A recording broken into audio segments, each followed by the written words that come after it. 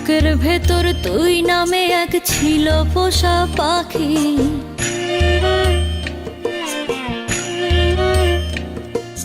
তোরে ছাড়া সেই পাখি আজ করে ডাকা ডাকি।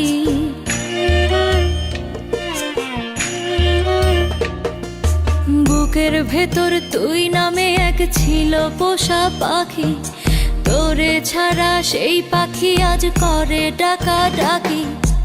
একদিন এই পাখিটা তোর ছিল রে পরাণ, তাই বুঝি সেই কলিজাটা ভেঙে করলি খান।